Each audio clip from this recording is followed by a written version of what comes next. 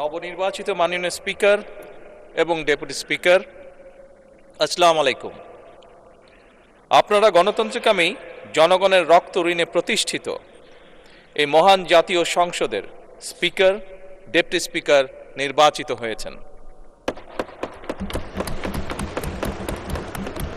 আপনাদেরকে প্রাণ ঢালা অভিনন্দন।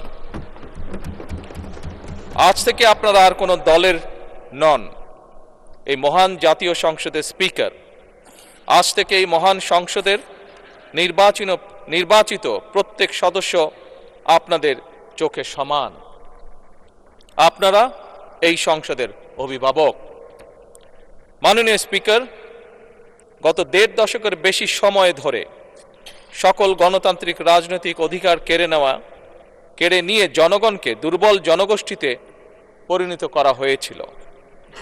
মহান জাতীয় সংসদকে মানুষের অধিকার লুণ্ঠনকারীদের ক্লাবে পরিণত করা হয়েছিল। বিগত ১.৫ দশকে যারা নিজেদেরকে এমপি পরিচয় দিয়েছিল তারা কেউ জনগণের ভোটে নির্বাচিত ছিল না।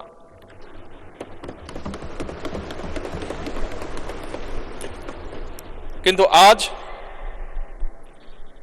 এই সংসদে জনগণের সরাসরি ভোটে নির্বাচিত জনপ্রতিনিধিদের সংসদ।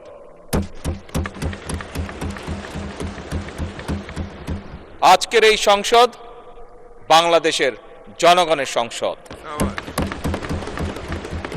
আপনারা আজ এই মহান সংসদের অভিভাবকের দায়িত্ব গ্রহণ করেছেন। দেশের স্বাধীনতা প্রিয় গণতান্ত্রিকামী মানুষ এই সংসদের দিকে প্রত্যাশা নিয়ে তাকিয়ে রয়েছে। মাননীয় স্পিকার, দেশ এবং জনগণের স্বার্থে আমরা এই সংসদকে অর্থবহ করতে চাই। বিরোধিতার জন্য বিরোধিতা নয়, বরং শানিত যুক্তিতর্কের মাধ্যমে আমরা এই সংসদকে প্রাণবন্ত করে তুলতে চাই। এই ক্ষেত্রে আপনাদের ভূমিকা সর্বাধিক। এই সংসদের সদস্য হিসাবে জাতীয় সংসদ পরিচালনায় আমাদের পক্ষ থেকে আপনাদেরকে সর্বোচ্চ সহযোগিতা করব ইনশাআল্লাহ। আপনাদের এই নতুন ভূমিকার জন্য সকল সংসদ সদস্যের পক্ষ থেকে আবারও আপনাদেরকে জানাই শুভেচ্ছা, অভিনন্দন এবং ধন্যবাদ।